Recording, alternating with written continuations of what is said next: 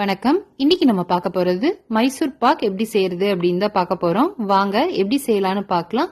அதுக்கு முன்னாடி நம்ம சேனலை நீங்க இன்னும் சப்ஸ்கிரைப் பண்ணலன்னா மறக்காம சப்ஸ்கிரைப் பண்ணிட்டு கூடவே இருக்க பெல் ஐக்கானை கிளிக் பண்ணிக்கோங்க. ஃபர்ஸ்ட் ஒரு வானல வச்சுக்கோங்க. அதுல ஒரு கப் அளவுக்கு கடலை மாவை சேர்த்திக்கலாம். இதை நல்லா நம்ம வறுத்துக்கலாம்.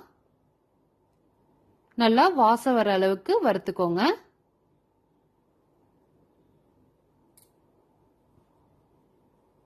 நல்லா வாசம் வந்தோன்னே நம்ம அடுப்பை ஆஃப் பண்ணிடலாம்.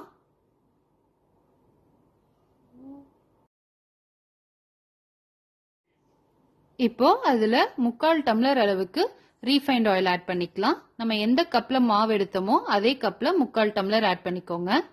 நல்லா கட்டி பிடிக்காம இது மாதிரி நல்லா கிளறி விடுங்க.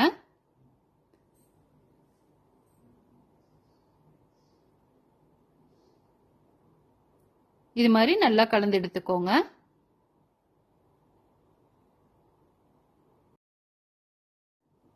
அடுத்து இது மாதிரி ஒரு தட்டுல ஃபுல்லா நெய் தடவி வச்சுக்கோங்க. அடுத்து 2 டம்ளர் அளவுக்கு சர்க்கரை சேர்த்திக்கலாம். ஒரு வானல்ல நம்ம எந்த டம்ளர்ல மாவு எடுத்தோமோ அதே டம்ளர்ல 2 டம்ளர் சேர்த்திக்கோங்க. அதுல கூட 3/4 டம்ளர் அளவுக்கு தண்ணி ஆட் பண்ணி நல்லா கலந்து விட்டுக்கலாம். இது மாதிரி ஒரு இரும்பு வானல், அப்படி இல்லைன்னா ஒரு அடிகனமான பாத்திரத்தை எடுத்து இது மாதிரி செஞ்சுக்கோங்க. இரும்பு வானல் வச்சுக்கிட்டா நான்ஸ்டிக் தவா மாதிரி நல்லா ஒட்டாம வரும், அதுக்காக தான்.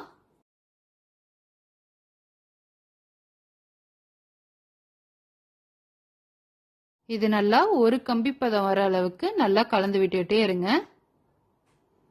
பாருங்க, இங்க இதுல ஒரு கம்பி பதம் வந்துருச்சு. இது நம்மளுக்கு இது போதும்.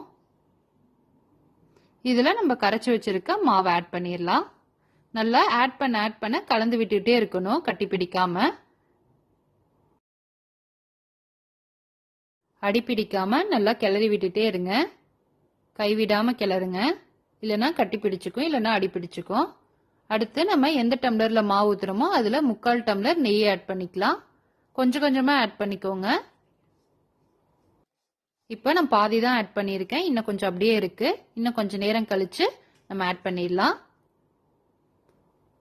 இப்ப இந்த ஸ்டேஜ்ல நம்ம இன்னும் கொஞ்சம் ஆட் பண்ணிடலாம். நல்லா கலந்து விடுங்க. அப்படியே பாருங்க, கொஞ்சம் கொஞ்சமா இறுகிட்டே வருது. இதுல நம்ம ஒரு பிஞ்ச் அளவுக்கு சால்ட் ஆட் பண்ணிடலாம். பாருங்க, அப்படியே லைட்டா கெட்டியாயிருச்சு.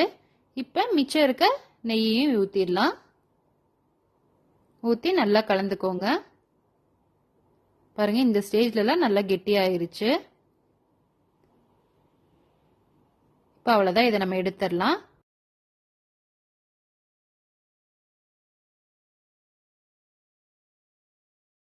இப்ப நெய் தடவி இருக்க தட்டுல ஊத்திடுங்க.